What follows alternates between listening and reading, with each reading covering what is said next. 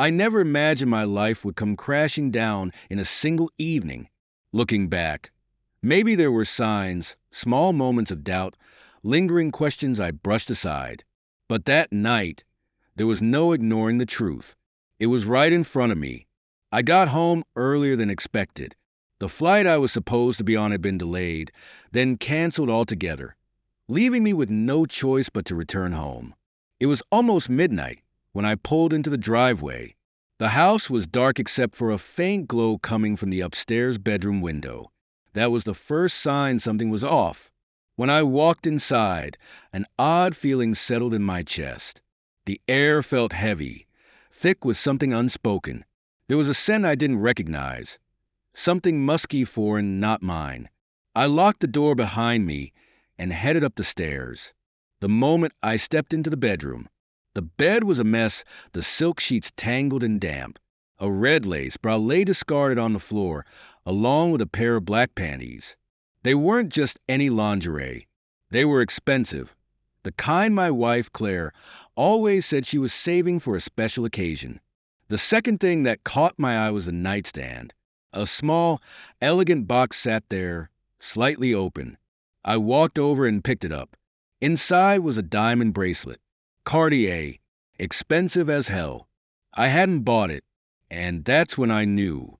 I stood there, staring at the mess, the evidence of someone else's hands on my wife. I wasn't the kind of man to scream or punch walls. I was the kind of man who thought before he acted.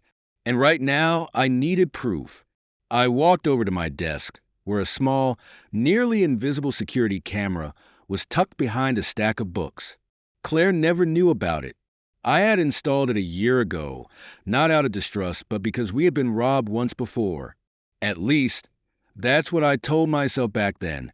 I connected my phone to the camera and scrolled back through the last few hours. And there it was, Claire, wrapped around another man, moaning his name, her nails digging into his back. Their bodies moved together like this wasn't new, like they had done this many times before. I clenched my jaw and forced myself to keep watching. The man's face came into view and the world tilted. It wasn't a stranger. It wasn't some fling she had picked up at a bar. It was Ryan Walker, my boss. Of all the people in the world, she had chosen him. I felt a strange kind of calm settle over me. Betrayal had a way of clearing the mind. I didn't rage. I didn't cry. Instead, I took a deep breath, sat down at my desk, and started planning. The next morning, I woke up before Claire.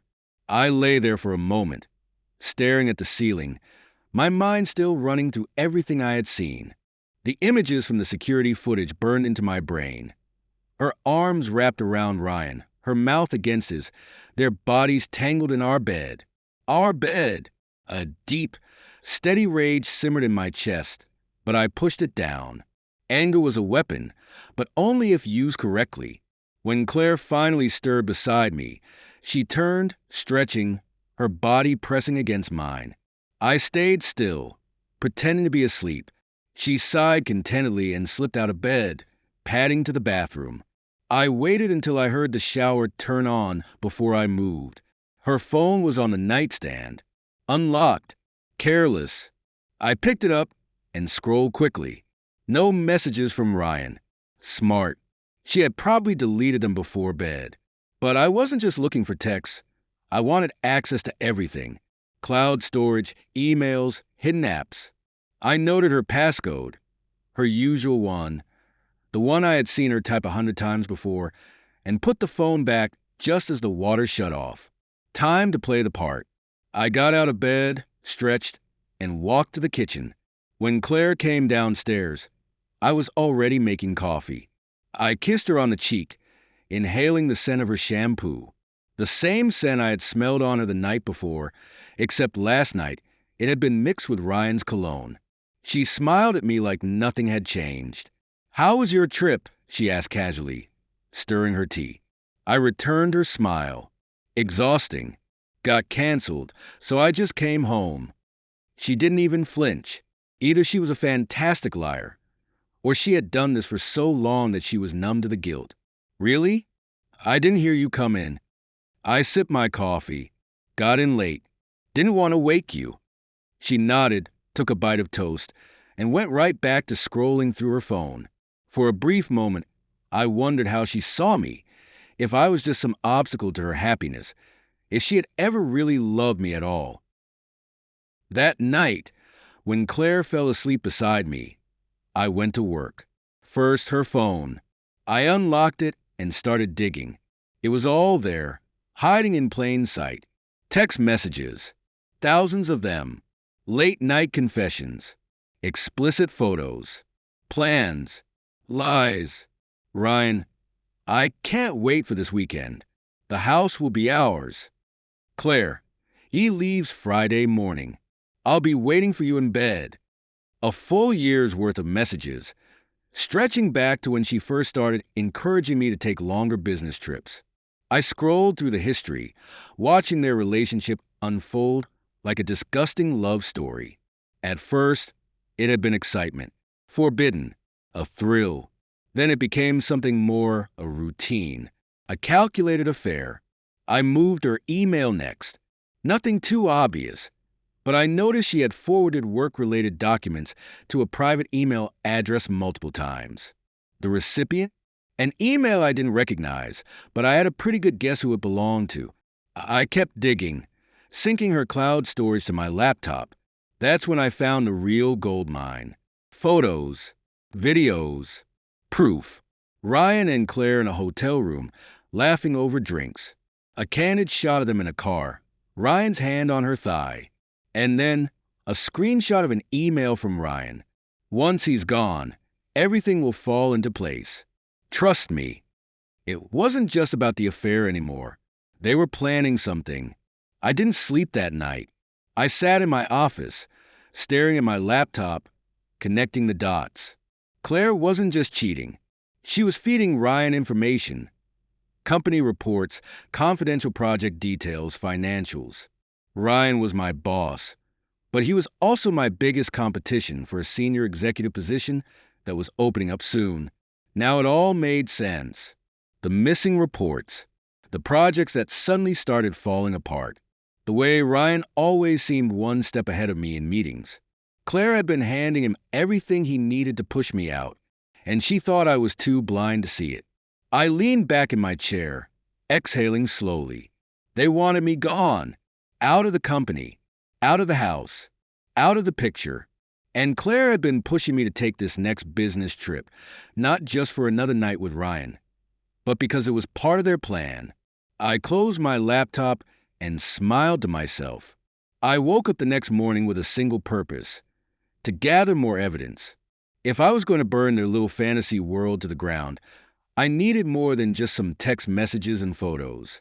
I needed undeniable proof, the kind that could destroy them both. And I knew exactly who could help me get it.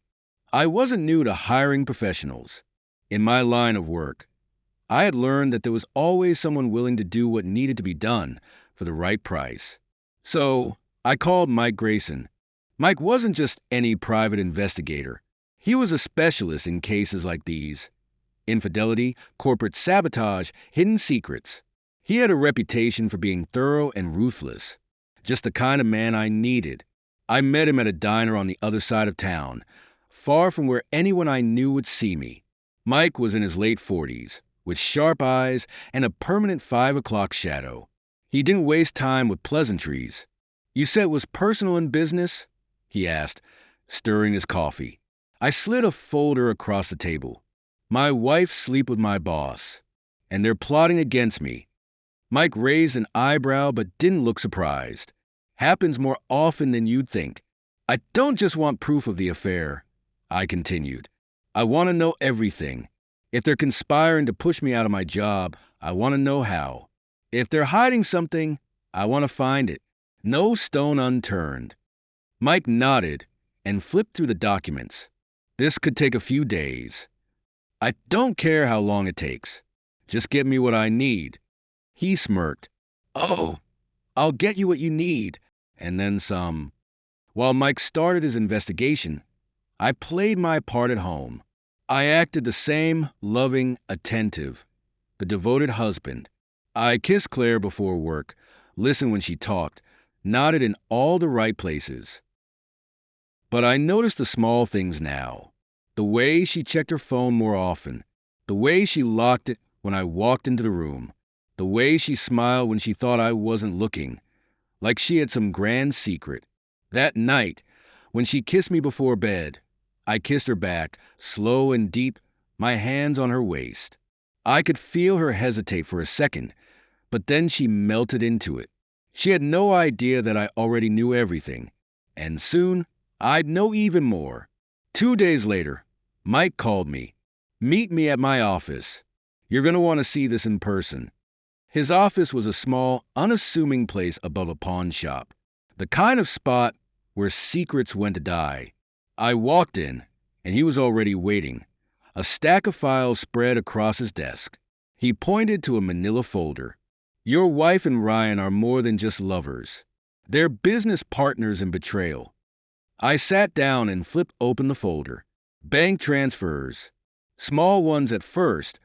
Money moving from Claire's personal account to another, offshore one. Then bigger amounts, disguised as consulting fees.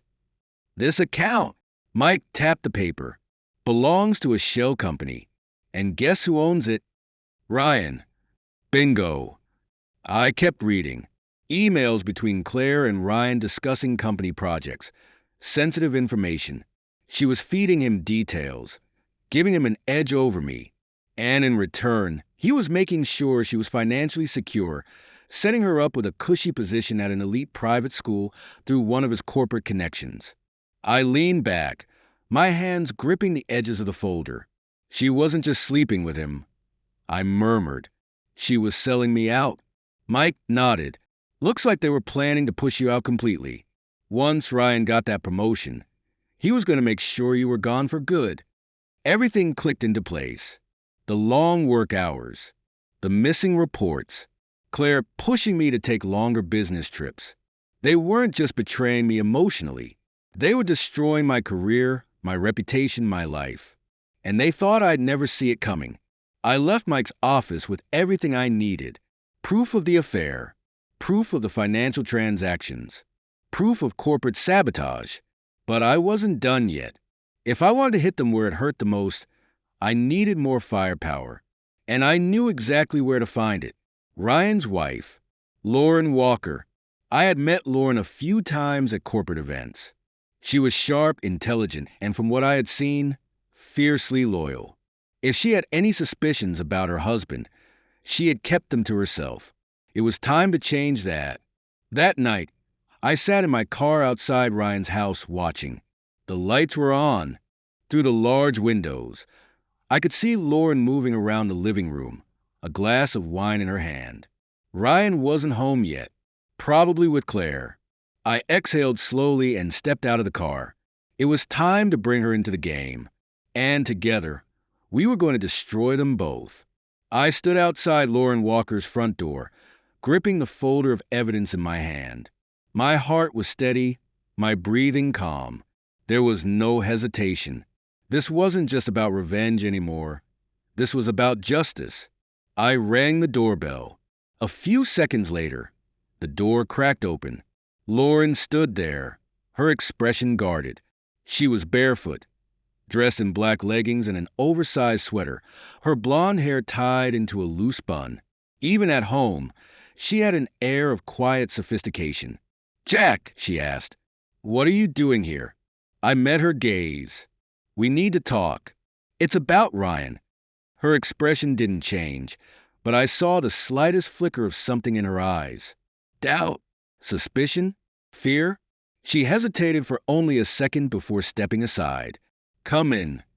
The inside of the house was as pristine as ever. Everything in its place. No signs of chaos. No signs of the storm that was about to hit. She led me to the living room and sat across from me on the leather couch. "What is this about?" she asked, tucking her legs beneath her. I didn't sugarcoat it. Ryan is having an affair. I watched her reaction closely. She didn't gasp. She didn't cry. She simply stared at me, her fingers tightening slightly around the stem of her wine glass. Who? She finally asked, her voice steady. I slid the folder across the coffee table. Claire. Lauren didn't move right away. For a moment, I thought she wasn't going to open it. But then, slowly, she reached forward, flipping it open. The first thing she saw was a photo. Claire and Ryan in a hotel lobby, laughing, holding hands. Then a series of texts, emails, transactions.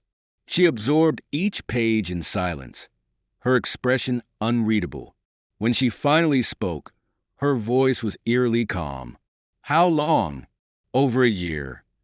She nodded slightly, like she had already known, or at least suspected. Then she closed the folder and looked at me. What do you want from me? I leaned forward, resting my elbows on my knees. I don't just want to expose their affair. I want to ruin them. Not just personally, financially, professionally.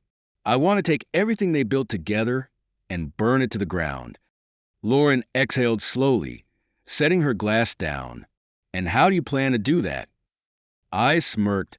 With your help. I continued. Ryan isn't just cheating.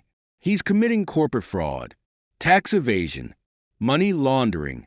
I have some evidence, but I know you have more. She studied me for a long moment. Then, she stood up and walked over to a small cabinet near the fireplace. She opened a drawer, pulled out a silver USB drive, and tossed it onto the table. I picked it up, glancing at her. What's on here? Bank statements, off-the-record deals, hidden accounts. Ryan always thought I was just another pretty wife who didn't understand business. She smiled coldly. He was wrong. I chuckled. So you knew.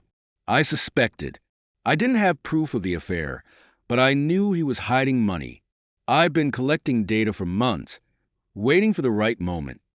I nodded. That moment is now. Lauren poured herself another glass of wine, then looked at me. So what's the plan? I laid it out for her, piece by piece. First, we'd compile everything. Proof of the affair, proof of financial misconduct, proof of company sabotage. Then, we'd launch our attack in waves. The company board, expose Ryan's fraud, get him fired and blacklisted.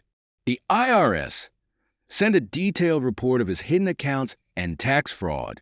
Claire's career, make sure her new job offer at the elite school is revoked. Public exposure, leak their affair to friends, family, and colleagues. Lauren listened carefully, nodding in approval. And what do you get out of this? She asked. I smiled. Peace of mind. She smirked. And what do I get? A chance to walk away with everything, I said.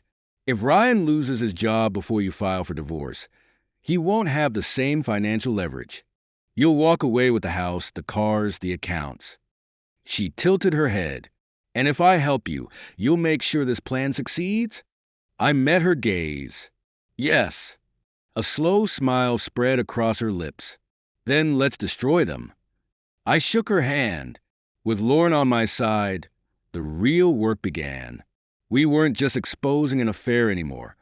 We were dismantling an empire built on lies, deceit, and stolen trust. Ryan and Claire thought they were in control.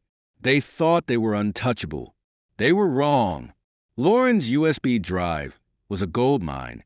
Bank statements, hidden offshore accounts, wire transfers disguised as business expenses. Ryan had been siphoning money from company projects for years, padding his secret accounts while keeping his name clean on official records. But the real smoking gun was an internal report, one he had manipulated to cover up missing funds.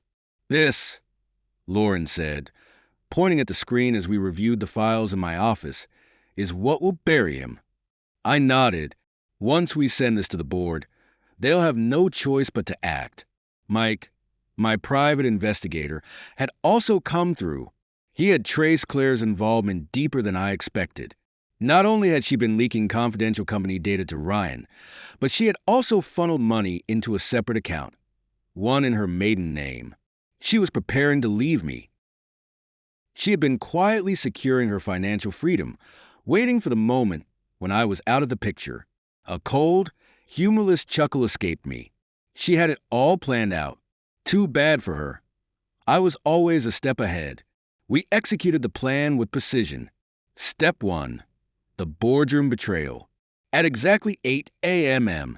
on Monday morning, an anonymous email was sent to every senior board member of the company. Attached were documents outlining Ryan's financial fraud, tax evasion, and internal manipulation. At 9:15 a.m., the board called an emergency meeting. At 10:30 a.m., Ryan was summoned to headquarters. By noon, security escorted him out of the building.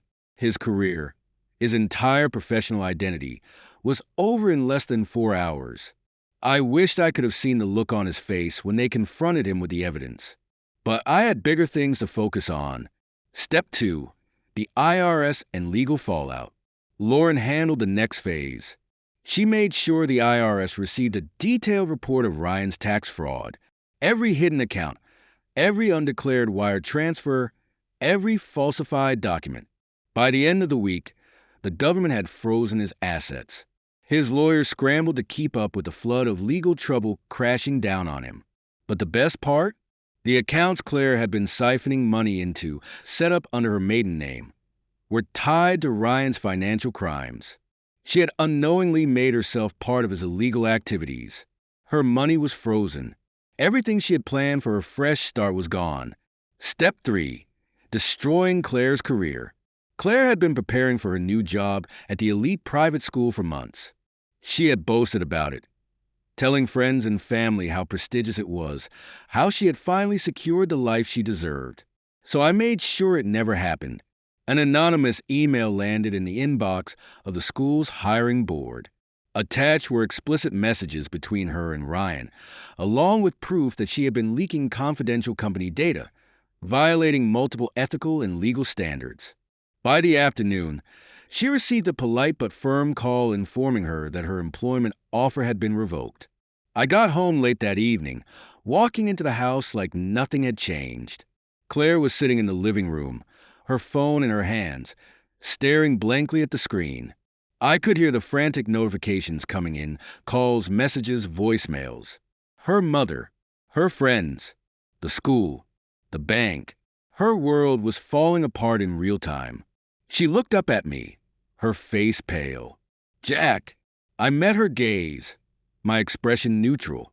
"Something wrong." Her lip trembled. I don't know what's happening. My accounts." She stopped, gripping her phone tightly. "The school, they."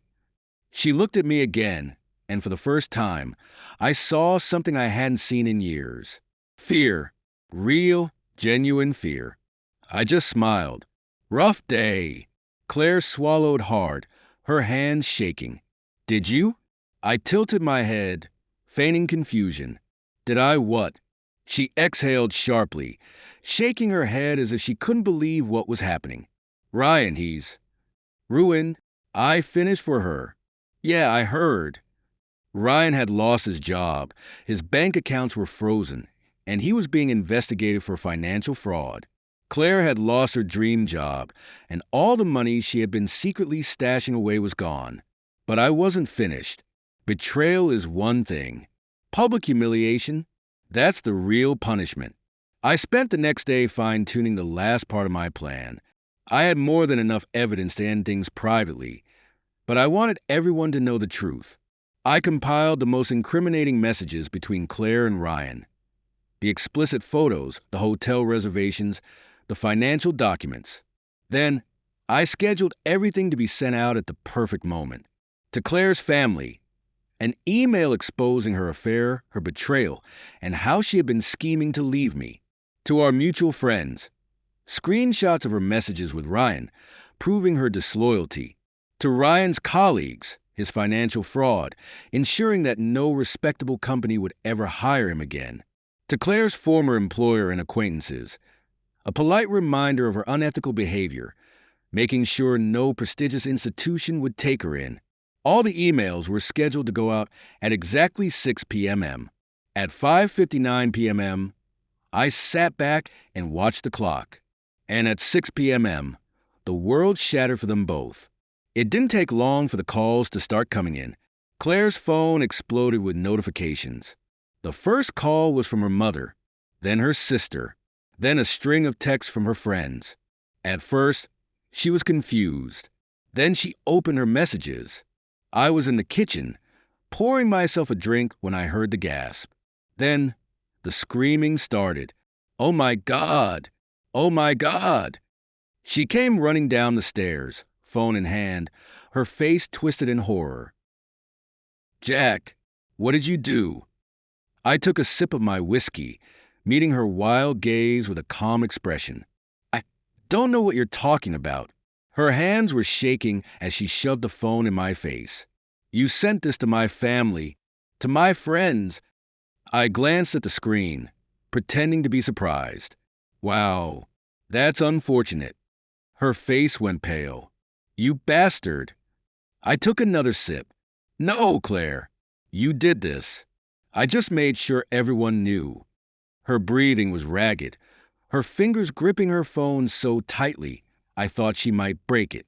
Tears welled up in her eyes, but I didn't feel a shred of sympathy. She wasn't crying because she regretted what she had done. She was crying because she got caught.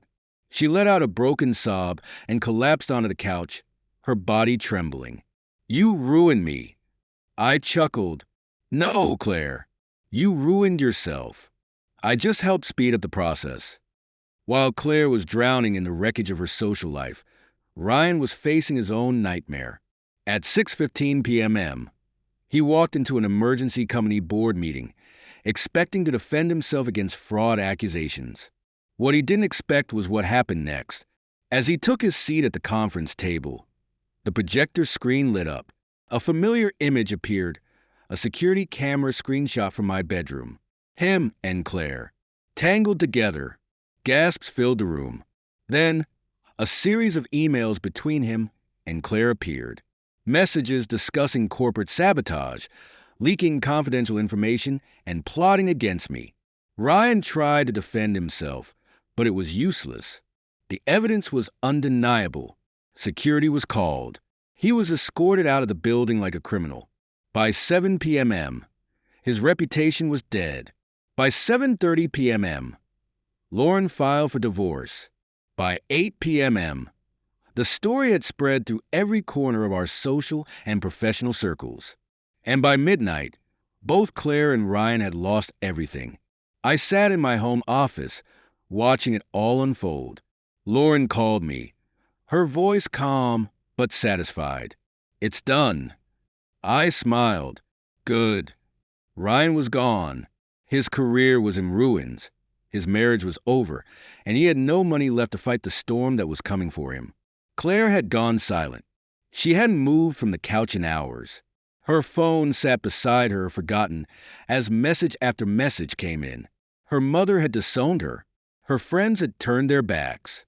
Her new life was over before it had even begun. By now, Ryan and Claire had lost everything. Ryan was unemployed, broke, and under investigation. His wife, Lauren, had filed for divorce and locked him out of their house. Claire had been cast out from her family and friends, her dream job revoked, her reputation in shambles. But there was one final act left in this story: public humiliation. So I made sure their downfall was put on full display for the world to see. The next morning, I walked into the company headquarters, dressed in my best suit. The board had called an emergency meeting, and I had made sure I was on the guest list. When I stepped into the conference room, I could feel the tension in the air. Ryan was already there, looking like a man on the edge of a breakdown. His usual arrogance was gone, replaced by desperation. His suit was wrinkled, his tie loosened, his hands clenched into fists. He looked up as I entered, his eyes filled with hatred. "You!" he hissed under his breath. I just smiled. The chairman cleared his throat. "Thank you all for coming. As you know, serious allegations have been raised against Mr. Walker regarding financial misconduct, tax evasion, and corporate sabotage." Ryan straightened, trying to regain his composure. "This is all a misunderstanding.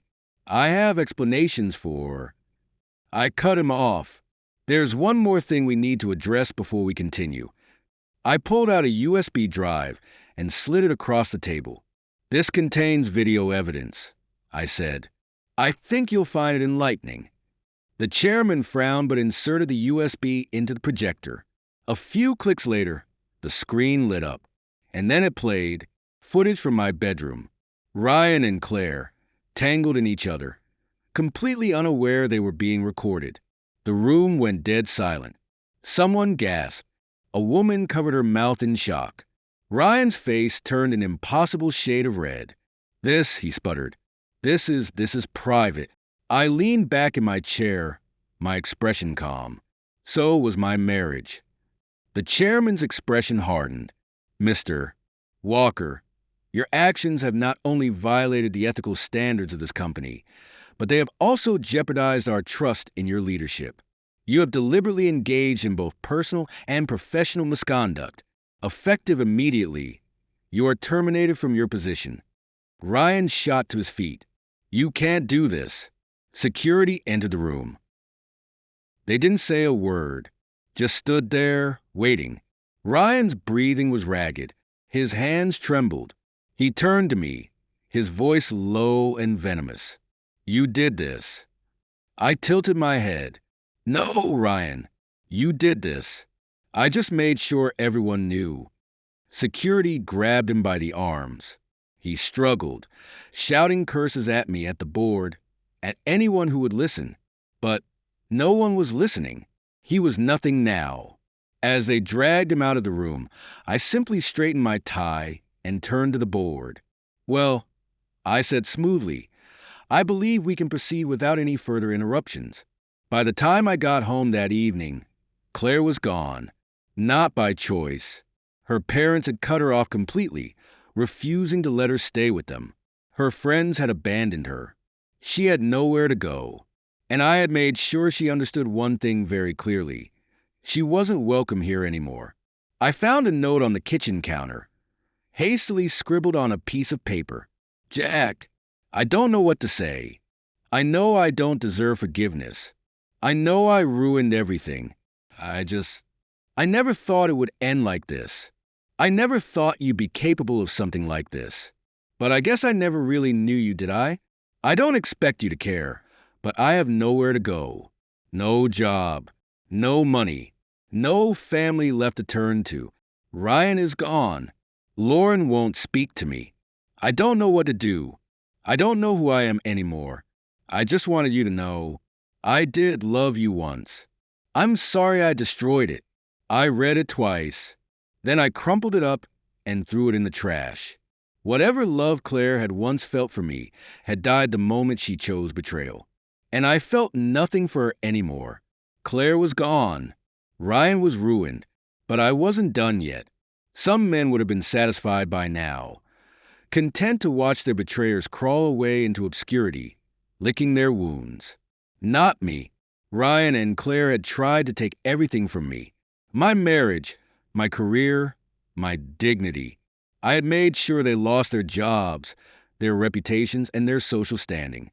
But there was still one final step. I wanted them to feel the weight of their betrayal forever. I didn't file for divorce immediately. That would have been too easy. Instead, I let Claire sit in limbo for a few weeks, stuck between a past she had destroyed and a future she no longer had. She tried calling me twice. I never answered. She sent texts, some apologetic, some bitter, some desperate. I ignored them all. Then one evening, I texted her just 3 words. "Meet me tomorrow." She responded immediately. "Where?" I sent the address of my lawyer's office. No explanation. No further messages. The next day, she arrived exactly on time. She looked different.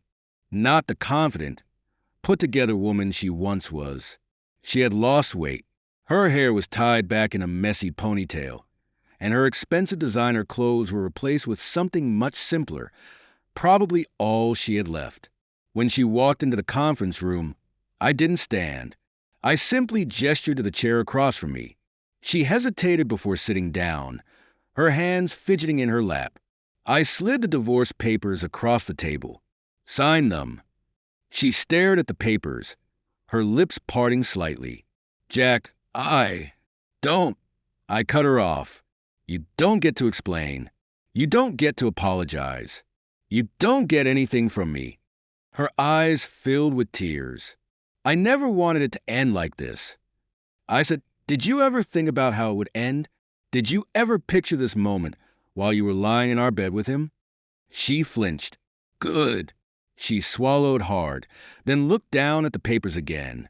Her hands trembled as she picked up the pen. She signed. One final signature, and she was officially nothing to me. She set the pen down and exhaled shakily. So, that's it. I leaned forward, my voice quiet but firm. No, Claire, this is it. Then I stood, collected the papers, and walked out. I never looked back. The final exposure. That night, I sent the last wave of destruction into motion. I compiled everything. Every piece of evidence, every scandalous message, every detail of Ryan's fraudulent activities, and sent them to a local journalist. By the next morning, the story was everywhere. Former executive caught in fraud and infidelity scandal. Secret affair leads to financial and personal ruin. Ryan's name was dragged through the mud. His crimes were exposed to the public. Employers, industry professionals, former colleagues, everyone knew. As for Claire, her involvement was spelled out in brutal detail. She wasn't just the other woman. She was a co-conspirator, a liar, a traitor. The internet did what it does best. People dug up every embarrassing detail about her past. Photos from vacations she had taken with Ryan. Social media posts where she had played the devoted wife while secretly betraying me. She became a cautionary tale, a story people whispered about. The woman who had everything and threw it all away. The aftermath. Ryan disappeared. Lauren got everything in the divorce. The house, the cars, the accounts. She made sure he walked away with nothing. Claire, she left town, vanished, probably trying to escape the humiliation.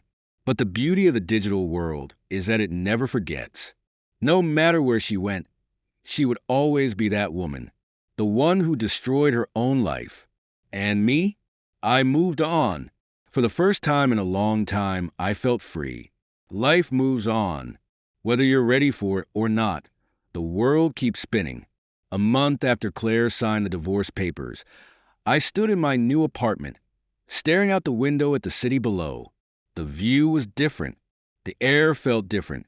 Lighter, cleaner. The past was behind me. Claire was gone. But something still lingered. That night, I met Lauren for dinner.